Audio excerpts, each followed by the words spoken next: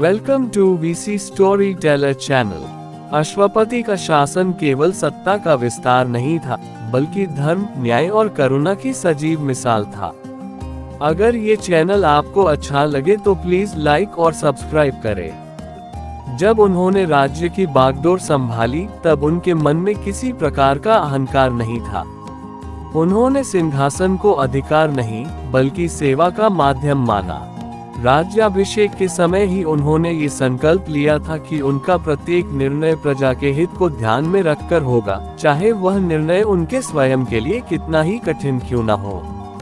अश्वपति प्रतिदिन प्रातःकाल धर्मसभा में बैठते, जहां विद्वान ब्राह्मण, आचार्य और मंत्री राज्य की समस्याओं पर विचार करते। वह किसी भी निर्णय को अकेले नहीं लेते थे, बल्कि धर्म और नीति के आधार पर सबकी सम्मति से कार्य करते।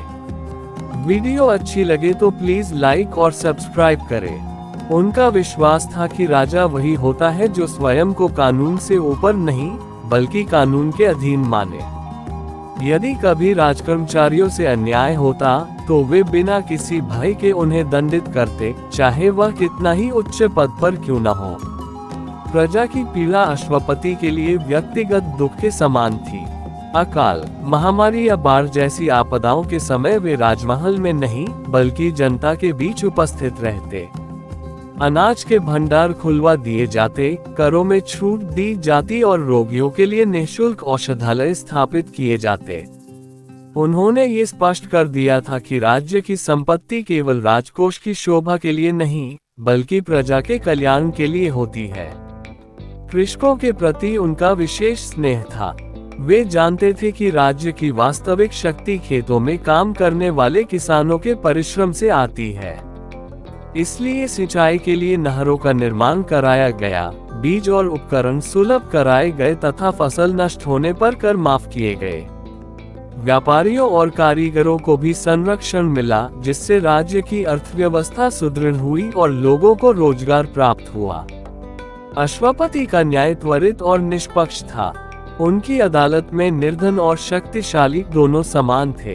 वे स्वयं कई बार साधारण वेश में न्यायालयों का निरीक्षण करते, ताकि यह जान सके कि कहीं किसी के साथ पक्षपात तो नहीं हो रहा।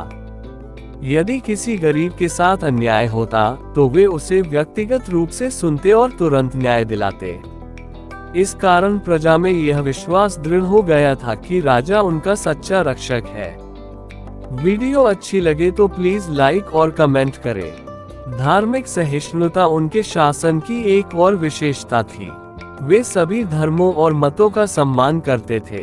मंदिरों, आश्रमों और शिक्षा केंद्रों को दान दिया जाता, लेकिन किसी पर भी अपने मत को थोपने का प्रयास नहीं किया गया।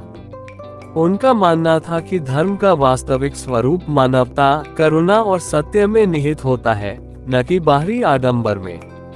अश्वपति स्वयं सरल जीवन जीते थे। राजसी वैभव होते हुए भी वे संयमित आहार, साधारण वस्त्र और अनुशासित दिनचर्या का पालन करते। उनका आचरण ही उनके उपदेशों का प्रमाण था।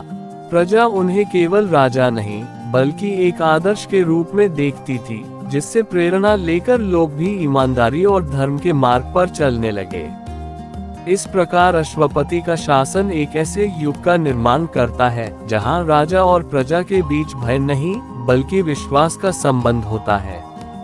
उनका धर्मनिष्ठ और प्रजापालक शासन ये सिखाता है कि सच्ची सत्ता वही है जो सेवा से जन्म लेती है और न्याय व करुणा से स्थिर रहती है। अगर ये चैनल आपको अच्छा लगे तो प्लीज लाइक और सब्सक्राइब करें।